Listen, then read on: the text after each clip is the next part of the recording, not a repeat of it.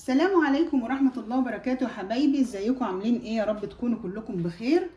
النهاردة هنعمل مع بعض طبق مشهور جدا ومحبوب عند المصريين كلهم اللي هي الفتة. هنرفع حلة على النار ونحط فيها معلقة سمنة مش كبيرة بالشكل ده كده. اول ما السمنة تبدأ تسيح معايا هنزل باللحمة بتاعتي واديها صدمة.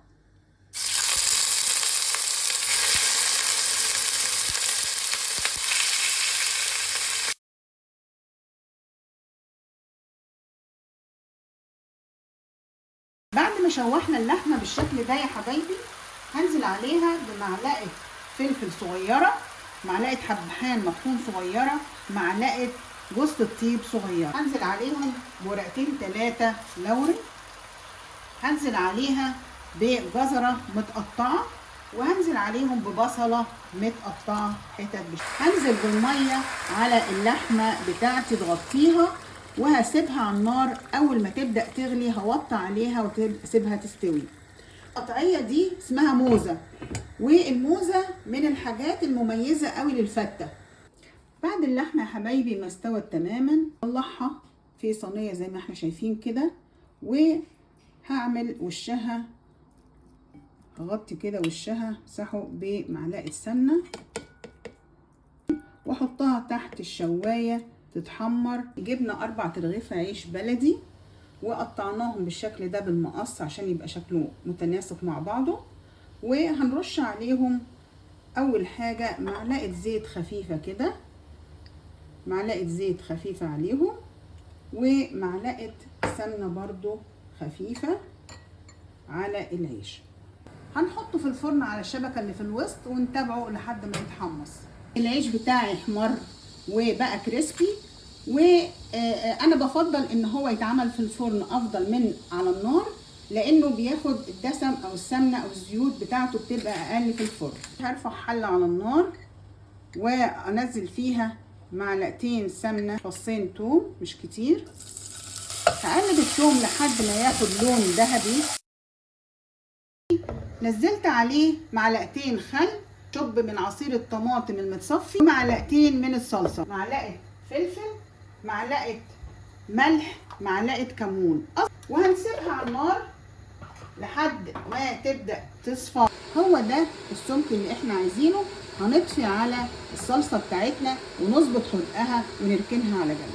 هنبدا نعمل الرز. هنرفع حله على النار، غسلت 3 كوبايات رز وصفيتهم حلو قوي، وهنزل في الحله بتاعتي بمعلقتين سمنه حلوين كده. اول ما السمنه تبدا تسيح هنزل بالرز بتاعي،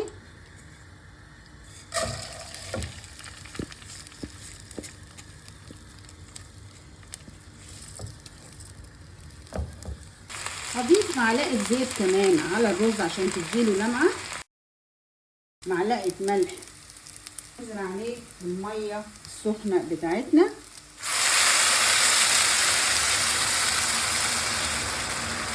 وهنغطي على الرز ونتعامل معاه زي اي رز عادي ابيض. اما يبدا يتشرب هنوطي عليه لحد ما يستوي. هنعمل الطشه بتاعه الفته بتاعتنا.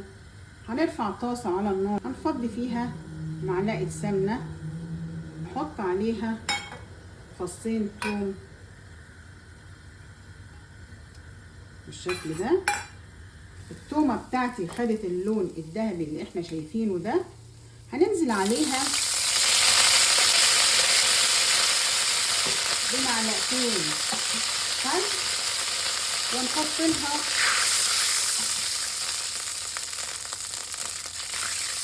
كبشتين 3 من الشوربه كده.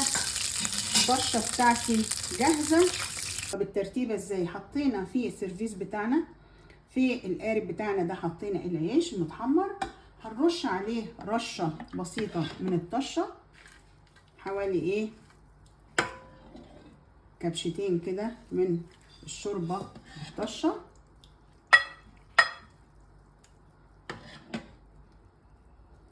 بعد كده هنفضي الرز بتاعنا، هنحط الرز بتاعنا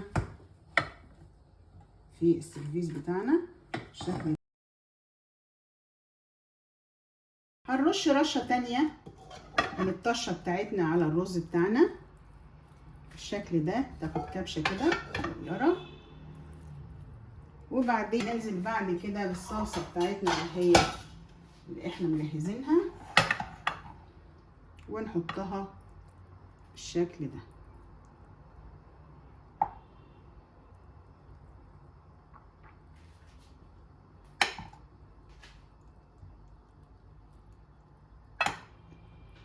هنرص اللحمه بتاعتنا زي ما احنا شايفين. الفته شكلها جميل قوي، بتفتح النفس. وبالهنا والشفا، ويا رب يكون الفيديو عجبكم. وفته سهله خالص، وكل سنه وانتم طيبين، وان شاء الله ناكلها في العيد مع بعض.